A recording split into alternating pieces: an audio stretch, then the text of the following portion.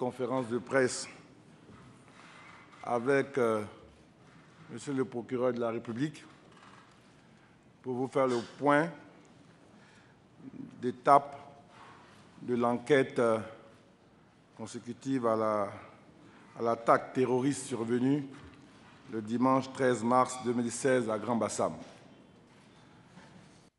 Nous-mêmes, en tant que ministre de l'Intérieur, nous intervenons en tant que représentants de l'État et faire le point des mesures de sécurité et répondre à certaines préoccupations que notre opinion se pose. Le procureur de la République lui vous fera un point précis de l'enquête. Donc, il a la responsabilité. Donc, voilà un peu le tableau. Je voudrais, avant de poursuivre, redire les condoléances du gouvernement, du président de la République à toute la nation, aux victimes, familles de victimes, nos propres établissements. Je voudrais avoir une pensée pour les victimes et parents de victimes de l'attentat terroriste survenu ce jour à Bruxelles, qui visait l'Union européenne, et redire que c'est une guerre mondiale, c'est une menace globale à laquelle nous devons apporter une réponse concertée et globale. Sans plus tarder, je voudrais passer la parole au procureur et après les propos liminaires du procureur, nous prévoyons un échange d'une demi-heure pour répondre à vos questions. Je vous remercie. Mesdames et messieurs les journalistes, je voudrais, à l'entame de mes propos, au nom de Monsieur le garde des Sceaux, ministre de la Justice, présenter les condoléances les plus attristées aux familles endeuillées, souhaiter un prompt rétablissement aux personnes blessées, à la fois dans leur chair et dans leur morale, mais également adresser nos vives félicitations aux forces de l'ordre pour leurs interventions rapides au péril de leur vie, ayant permis de réduire les effets de l'hécatombe projetée, neutraliser les assaillants, préserver les indices et autres pièces à conviction dont l'exploitation efficiente nous permet de conduire la présente enquête. Je voudrais en outre adresser nos vifs remerciements au personnel soignant de Grand-Bassam et d'Abidjan. Enfin, en un mot, adresser mes félicitations à tous ceux, anonymes et connus, dont l'intervention salvatrice a permis de préserver des vies humaines. Je commencerai mon propos par établir le bilan, parce qu'en matière d'enquête, il faut savoir quels sont les effets que la tuerie de Bassam a pu produire. À ce jour, nous avons recensé 19 victimes et 33 blessés. Parlant de victimes, je parle des personnes qui ont perdu la vie. 33 blessés, dont certains, déjà soignés, consolidés, ont pu regagner leur domicile. Toutes les victimes ont été identifiées par leurs parents qui ont reçu à cet effet le soutien psychologique avant et après l'identification des experts désignés à la fois par le ministère de la Santé, le ministère de la Solidarité, de la Cohésion sociale et de l'indemnisation, l'Office national de protection civile, les services sociaux du tribunal de première instance d'Abidjan. Je voudrais également indiquer que les autopsies des corps des victimes ont été toutes réalisées par les services de l'Institut de médecine légale dirigé par Madame le professeur Hélène Été. 3 kamikazes ont également été reconnus sur le site par les témoins oculaires les personnes ayant eu contact avec ces assaillants, la visualisation des caméras de surveillance des différents hôtels, théâtres des opérations. Également par les armes, les gilets contenant des munitions et les grenades saisies sur eux. L'enquête à cet effet se poursuit pour identifier certains autres individus contre qui il existe des indices de participation ou d'appartenance aux faits criminels poursuivis. Les services participant à l'enquête. L'enquête, comme je l'ai indiqué, est dirigée par le parquet d'Abidjan parce que la loi de 2015 portant répression des actes de terrorisme rend compétent le seul tribunal d'Abidjan. Et donc, le tribunal d'Abidjan utilise les services de police et de gendarmerie au niveau d'Abidjan, mais aussi au niveau de Bassam, puisque les faits se sont produits à Bassam. Donc, au niveau local à Bassam, la police de Bassam et la brigade de gendarmerie à Bassam. Mais également, au niveau d'Abidjan, nous avons responsabilisé la police criminelle, qui donc a à ses côtés la police technique et scientifique, le Centre de commandement des décisions opérationnelles, CDDO, la direction de la surveillance du territoire, les renseignements généraux, mais également nous avons à côté de la police criminelle et donc de toutes les unités de police que j'ai indiquées, nous avons également la section recherche de la brigade de gendarmerie d'Abidjan. Je l'ai indiqué, les actes de terrorisme sont des infractions transnationales, régionales et même internationales. Et à cet effet, nous avons bénéficié du soutien précieux de nos amis internationaux tels que la France, qui a délégué sur place un vice-procureur de pôle antiterroriste du parquet de Paris, une dizaine d'officiers de police judiciaire. Les États-Unis sont également avec nous à travers le FBI, dont le bureau régional situé à Dakar a dépêché des personnes qui sont avec nous. L'Allemagne également, dont un des ressortissants qui se trouvait être la responsable de l'Institut Goethe, a malheureusement perdu la vie, a fait venir des enquêteurs. À nos côtés, nous avons également le Maroc, le Mali et également le soutien précieux des services locaux, sous-régionaux et internationaux d'Interpol.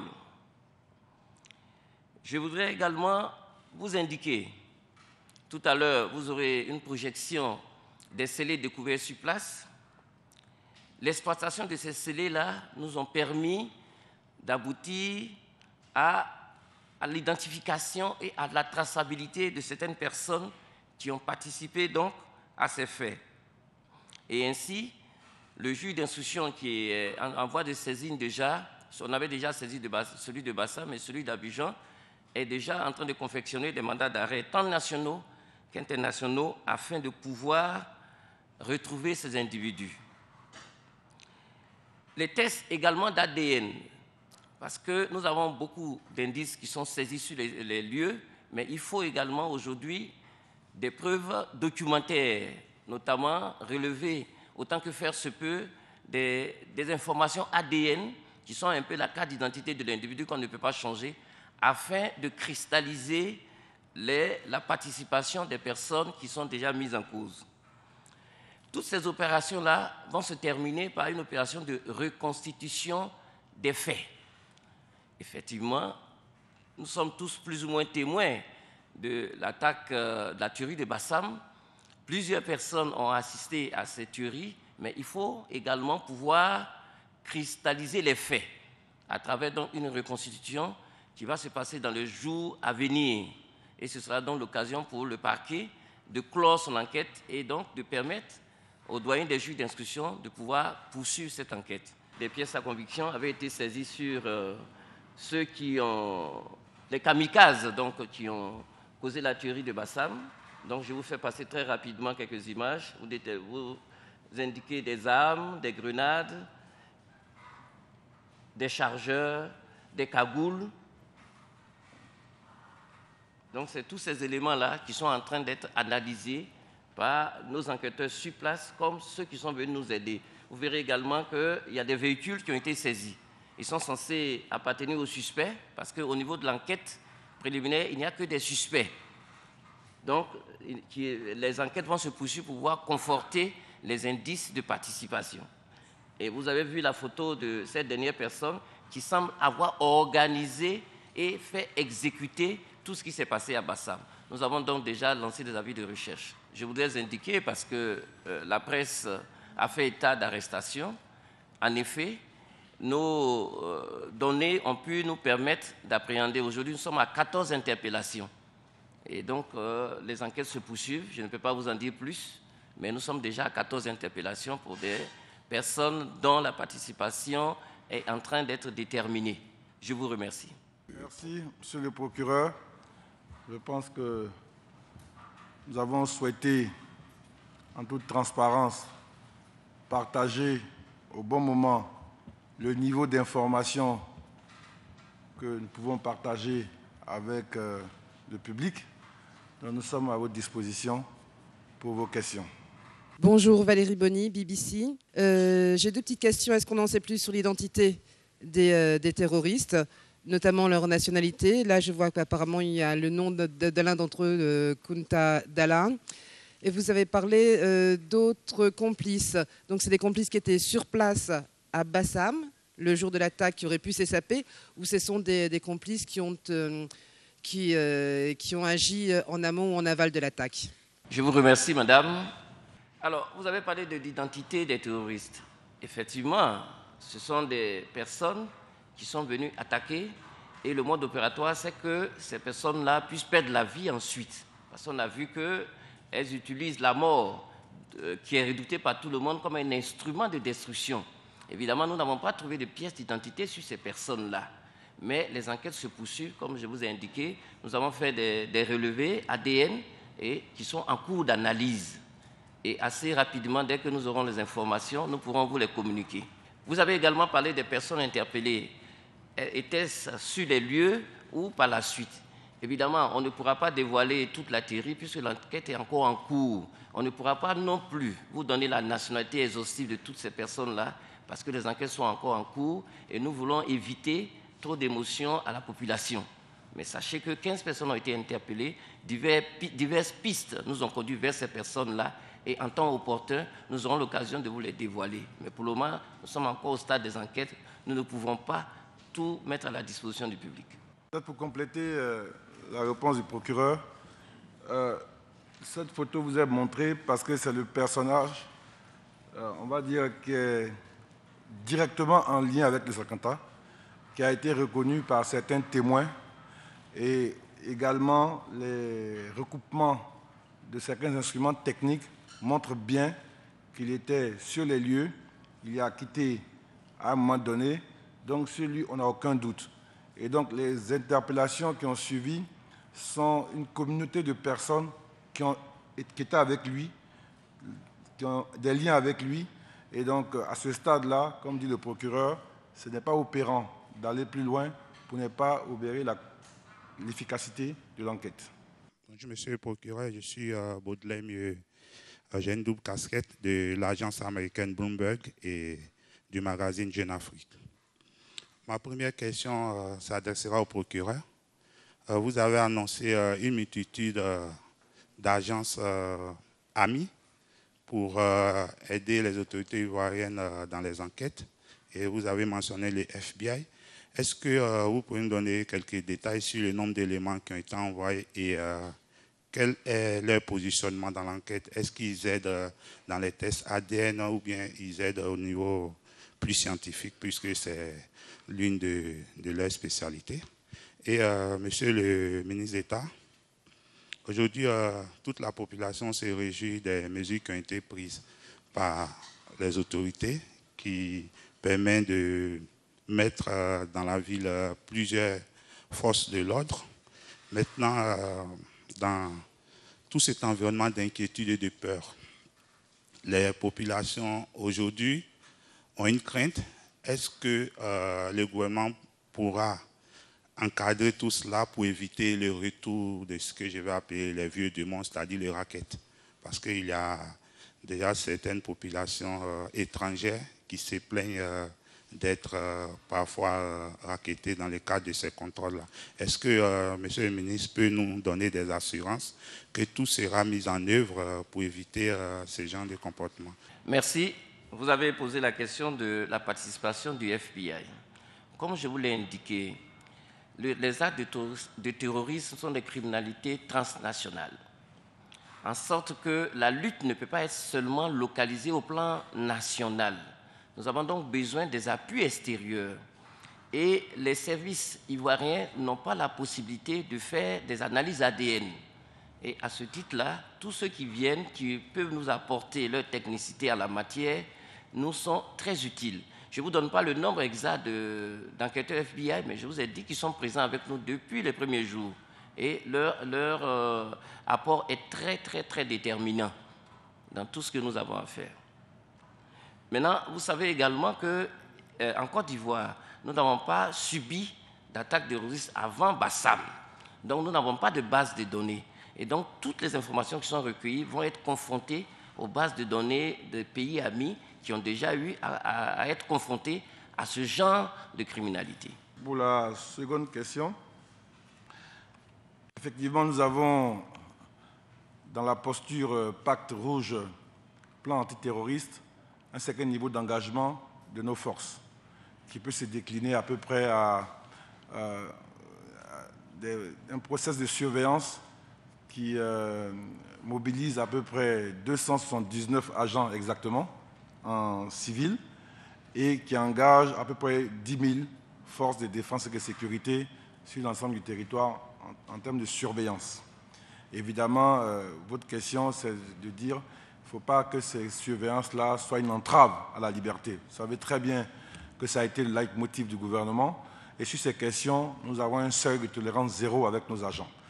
Nous avons fait des progrès, nous savons qu'il reste à faire, mais nos agents ont été formés à faire leur travail de sécurité sans qu'il soit une entrave à la liberté des populations. Ce que je peux ajouter, le président de la République, dans son message à la nation, a annoncé le renforcement des contrôles aux frontières. Et donc, nous allons prendre des mesures dans ce sens. Vous savez que dans l'espace CEDEAO, nous avons un traité de libre circulation, mais à partir de maintenant, la Côte d'Ivoire ne laissera personne rentrer sur son territoire qui n'ait pas un document d'identité fiable, un passeport sécurisé biométrique ou une carte d'identité biométrique. Parce que c'est un point que nous devons regarder et qui peut aider les autres pays également à faire évoluer leur lutte contre le terrorisme.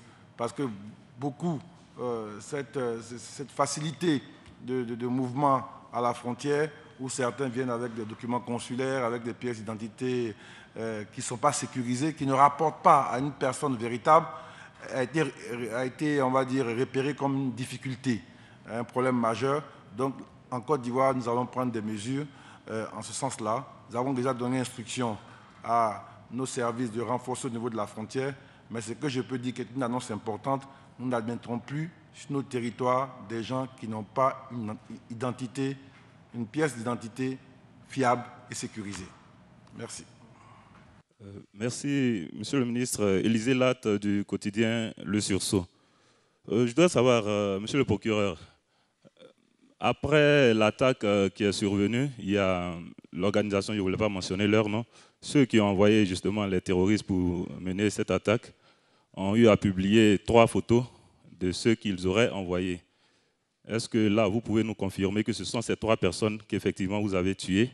Et aussi, je veux savoir pourquoi est-ce que jusqu'à ce jour, vous êtes incapable de montrer aux Ivoiriens les images des assaillants que vous avez pu tuer, ce qui pourrait quand même nous réconforter et nous dire qu'effectivement, on a une force qui est là et qui agit vraiment pour notre protection. La deuxième préoccupation s'adresse à Monsieur le ministre.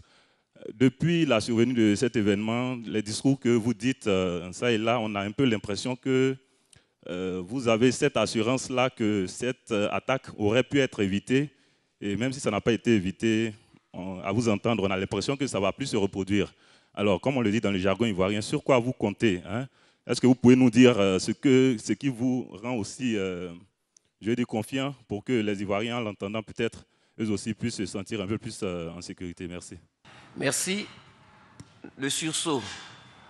Vous avez parlé des personnes qui ont revendiqué l'attentat et qui ont donc publié des images. Pourquoi ces images ne sont pas confrontées avec les personnes qui sont effectivement tuées? Ça l'a été, mais nous n'avons pas voulu publier pour l'instant.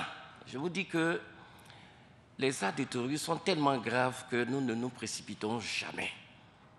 Nous avons la possibilité de faire des analyses. Nous avons la possibilité d'avoir les différents témoignages. Nous avons identifié certaines personnes. Je vous ai parlé des caméras de surveillance. Je vous ai parlé des témoins oculaires, parce que ces faits sont produits en pleine journée. Donc nous avons confronté tout ça. Nous avons des personnes qui avaient des armes, sur qui on a retrouvé tout l'arsenal qui a servi à tuer des gens. Ce n'est pas l'incapacité qui nous manque, enfin, les capacités de montrer qui nous manquent, mais nous sommes très prudents en ce qui concerne ces assaillants, parce que nous voulons avoir toutes les certitudes pour ne pas que présenter trop tôt d'autres personnes puissent user de cela pour encore faire du mal aux Ivoiriens.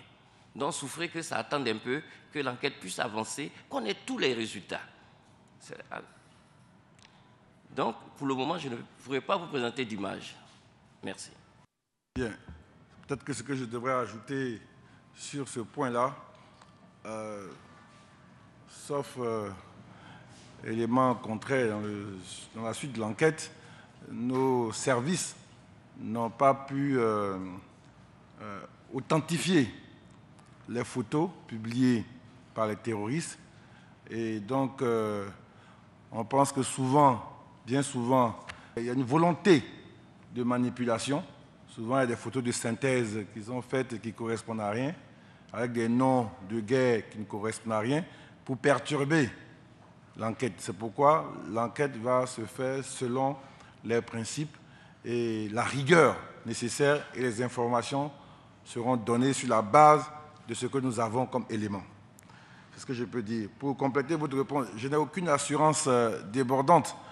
Je suis conscient de la menace terroriste. J'ai toujours été conscient, plus que vous, parce que j'ai quand même, en tant que ministre de la Sécurité, à ma possession des éléments qui montrent que dans notre pays, il y a des tentatives. Je sais que notre pays est ciblé, mais que voulez-vous? Que moi, le ministre, je sois défaitiste et que je vous dise qu'il n'y a rien à faire?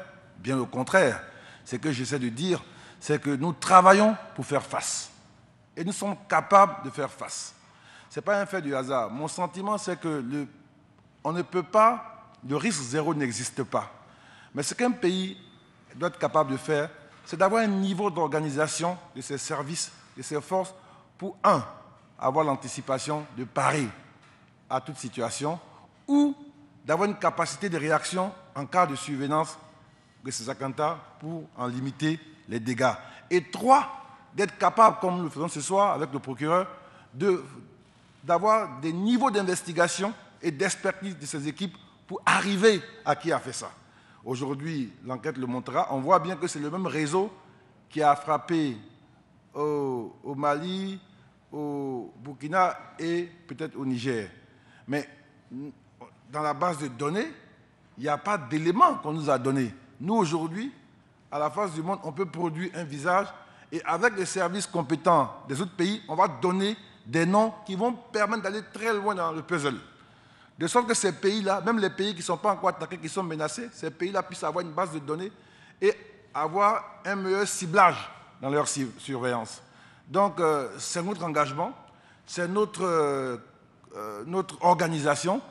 Aujourd'hui, ce dont je suis sûr, c'est que le terrorisme ne peut pas vaincre un pays comme la Côte d'Ivoire. La Côte d'Ivoire ne sera pas un pays où tous les jours il y a un attentat. La Côte d'Ivoire est un pays qui sera capable de réagir très rapidement. La Côte d'Ivoire est un pays qui sera capable d'aller très loin dans les enquêtes pour ne pas arriver à des conclusions vagues, mais et pointer du doigt les responsables afin qu'on ne puisse plus continuer à sévir.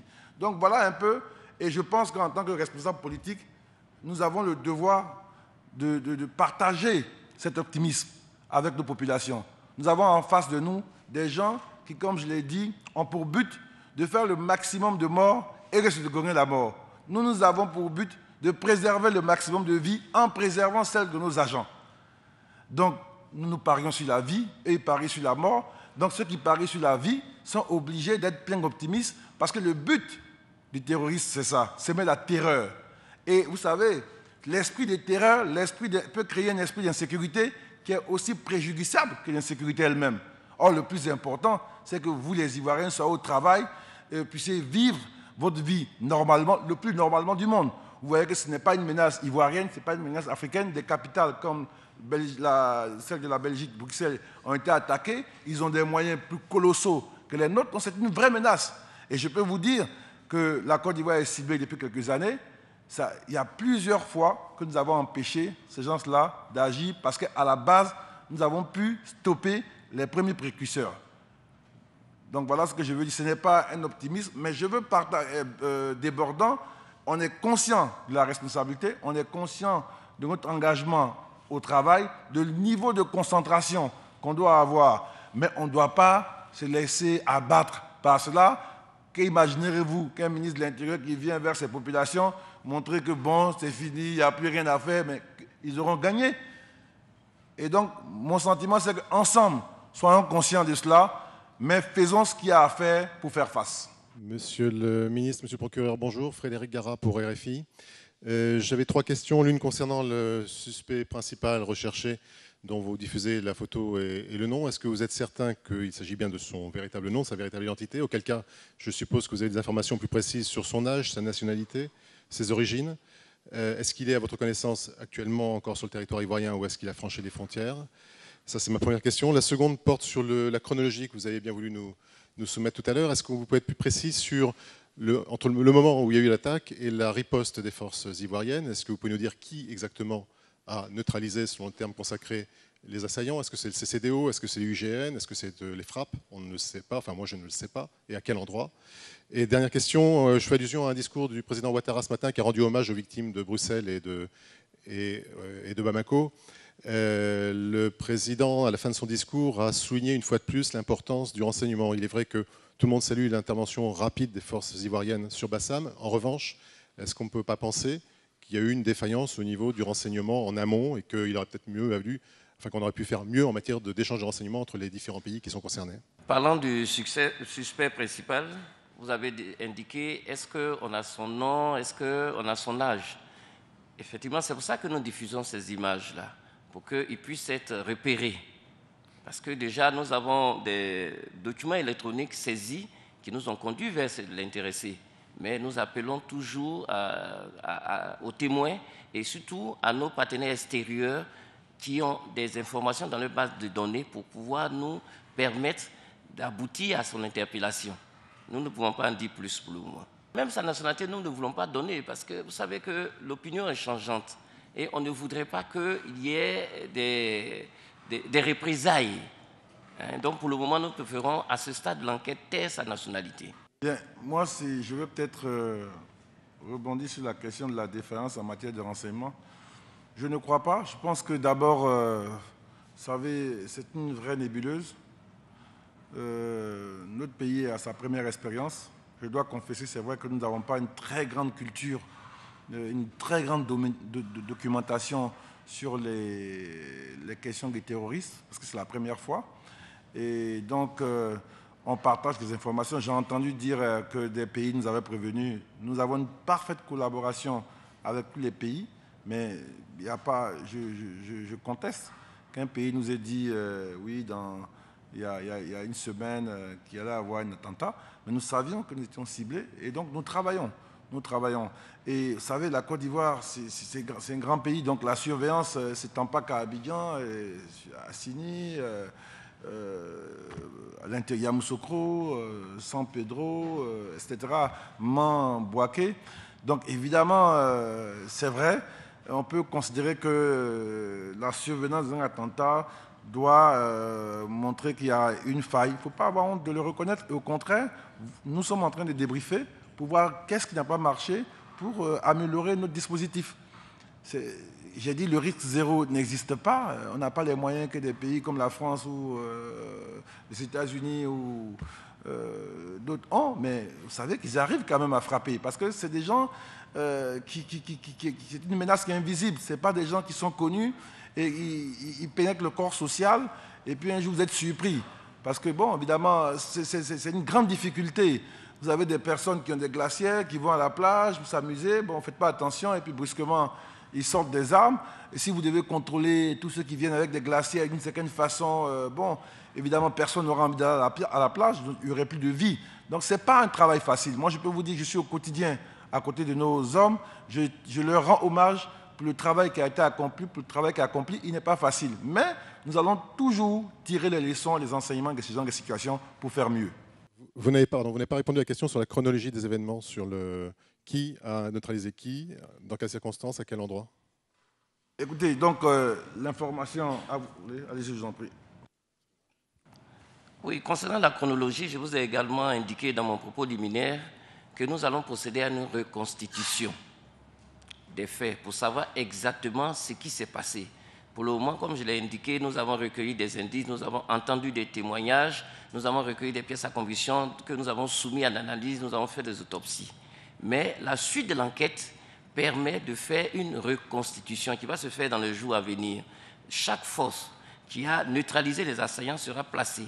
Chaque témoin qui a versé sera également placé à l'endroit où il était. Et c'est à l'issue de la reconstitution qu'on saura exactement ce qui s'est passé. Je suis Mondésir Nascimento à l'état civil. Je suis journaliste à Business 24 Africa.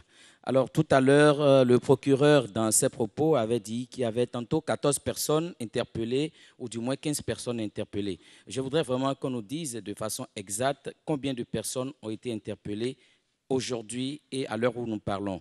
Ma seconde préoccupation va s'adresser à Monsieur le ministre. Je voulais savoir combien de nos vaillants hommes ont-ils perdu la vie lors de cette attaque contre notre chère patrie. Dans mon propos, j'ai toujours indiqué 15 personnes interpellées. 15 personnes. C'est peut-être un lapsus, mais j'ai indiqué 15 personnes. 15 personnes interpellées.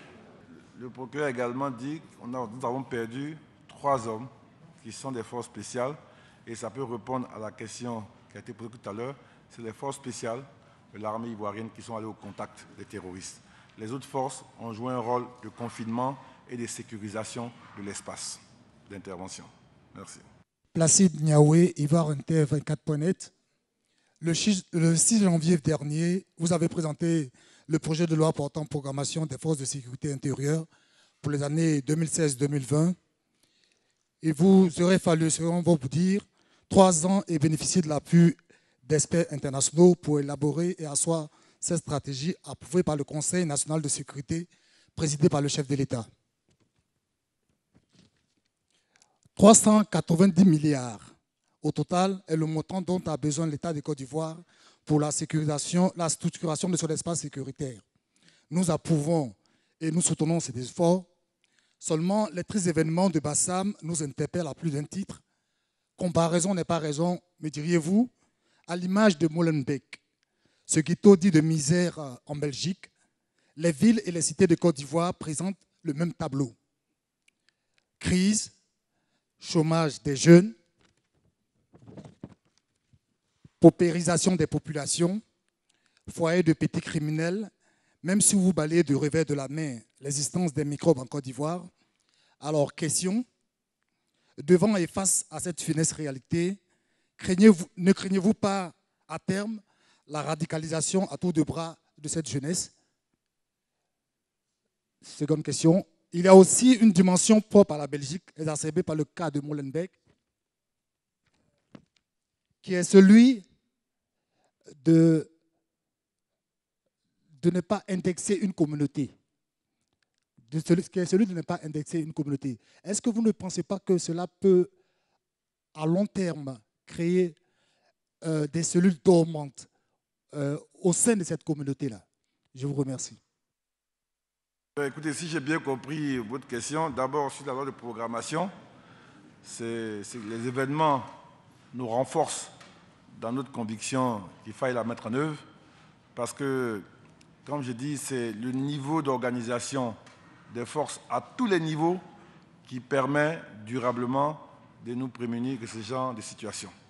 Parce que ça veut dire avoir des scanners à la frontière, avoir de la vidéosurveillance, avoir des bases de données ADN, avoir des bases de données empreintes modernes, avoir comme on peut dire, une main courante numérique, de sorte que nous ayons une capacité de centraliser tous les faits criminels sur l'ensemble du territoire.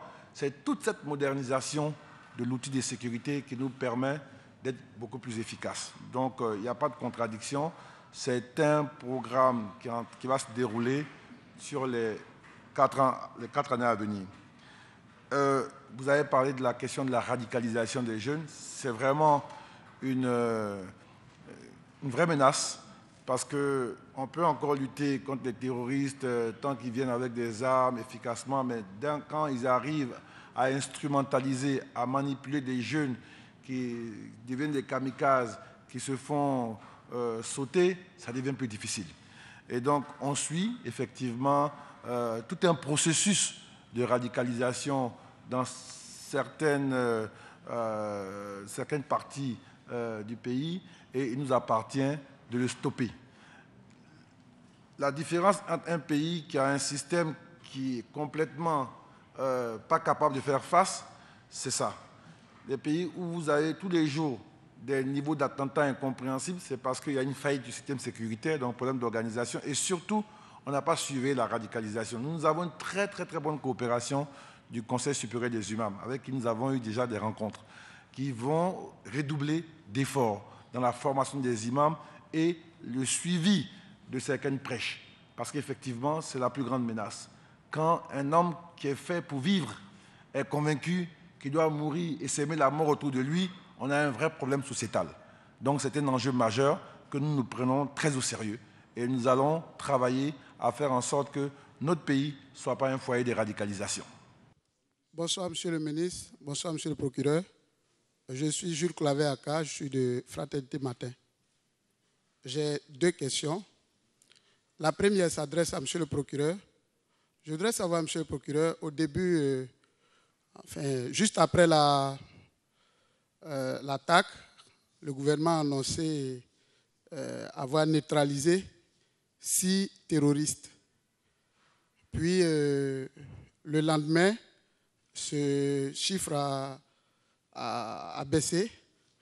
On a parlé de 3 terroristes. Je voudrais savoir, les 6 personnes qui avaient été identifiées au départ, est-ce qu'il y avait des victimes qui ont été intégrées ou alors qui sont les 3 autres personnes qu'on a ajoutées aux 3 terroristes? La deuxième préoccupation, Monsieur le ministre, elle concerne les forces spéciales. On les avait vraiment présentées comme des éléments qui pouvaient faire beaucoup de choses et je pense qu'elles l'ont démontré lors de cette riposte-là. Malheureusement, 3 d'entre elles sont décédées. Alors je voudrais savoir un peu qu'est-ce qui n'a pas marché dans leur réaction, dans la riposte, puisqu'ils sont censés être protégés pour ne pas tomber dans ce genre d'événement. Merci. Fraternité Matin, je voudrais indiquer que lorsque l'attaque de Bassam a commencé, je me suis rendu moi-même sur les lieux. Pendant que les forces de l'ordre s'occupaient de les neutraliser, j'étais avec des enquêteurs pour pouvoir donc identifier les blessés, les victimes. Et donc, nous avons dirigé tous les corps sur Ivosep. C'est ce qui a donc fait que c'est par la suite que nous avons confirmé les 3. C'est à la suite de l'identification, de la recherche des éléments et donc des caméras de surveillance, je l'ai indiqué. Ces 6 personnes de départ, nous avons finalement identifié 3. C'est ce que j'ai mis à votre disposition. C'est après donc les recherches qui ont été effectuées sur les lieux et dans les témoignages des différentes personnes qui sont intervenues comme des témoins. Bien, merci. Sur ce point, est-ce que je peux ajouter, il faut qu'on soit transparent. Vous savez, un théâtre d'opération comme celui-là, dans le feu de l'action, il y a des échanges de coups de feu, vous pouvez imaginer ce que c'est. Et il y a aussi nécessité de donner un minimum d'informations. Il y a des premières informations qui viennent du terrain, donc ils nous ont amenés à communiquer le chiffre de 6. Mais après, il y a un travail précis d'identification de chaque corps qui est à la morgue. ça nous a permis de rectifier le tir. Il ne faut pas avoir de... Il faut être transparent, il n'y a pas de honte, de gêne à cela. Donc, c'est ce qu'on a voulu faire. Et c'est la marque du président Ouattara. Il nous a, comme je dis, dites les choses comme elles sont. Les gens sont bien conscients que ce n'est pas facile. Ça ne sert à rien de chercher des explications particulières. Dans le feu de l'action, il y avait des informations qui étaient remontées, qui ont fait qu'il y a eu cette différence-là. Mais aujourd'hui, il y a des corps qui sont autopsiés, qui sont identifiés, qui permettent de donner des chiffres précis. Ensuite, sur les forces spéciales, vous savez, moi je trouve que le monde entier est unanime pour dire que nos forces ont été héroïques, qu'on doit saluer leur bravoure. Je ne veux pas citer de pays, même vous êtes témoin de ce que dans bien de pays, quand il y a des prises d'otages, quand il y a des attentats, on attend l'arrivée des forces françaises, on attend l'arrivée des forces américaines, on intervient 6 heures, 8 heures après, elles sont au contact. Non, dans le contact, c'est vrai, il peut y avoir des dégâts collatéraux très graves que nous avons subis. Et aujourd'hui, nous leur rendons hommage. Mais on ne va pas rentrer dans des débats, pourquoi, etc. Non, je pense que la situation est beaucoup plus grave. Ce n'est pas le niveau de la discussion, ce n'est pas le niveau du débat. Nous devons rendre hommage à nos forces parce qu'elles ont vu le danger. Vous savez que ces commandos sont souvent aguerris, sont entraînés, ils n'ont pas peur de mourir. Et donc, étaient, eux, dans une posture où ils voyaient les nôtres arriver et on ne savait pas combien ils étaient et où ils étaient placés. Donc, nos hommes ont été courageux.